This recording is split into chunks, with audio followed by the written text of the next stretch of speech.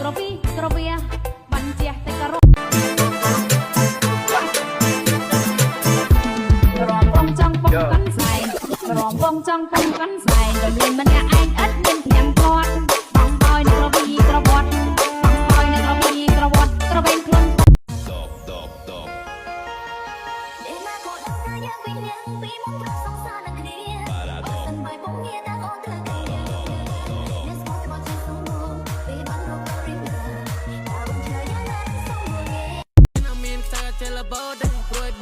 តាំងពីនៅតូចខ្លួនបងនៅស៊ីនត្រៀមចាំតើអូន support ទៅ support ក្នុងក្លាទៅ support កន្លែងណាទៅ support នៅលើក្រែក្រុមមិនទៅសាជីវ៉ាទៅអាយុ20សងអូននៅបកាយាបើសិនអូនមិនប្រកាន់យូរនេះចូលស្ទឹងតាមបត់ឲ្យកុំបត់ចូលស្ទឹង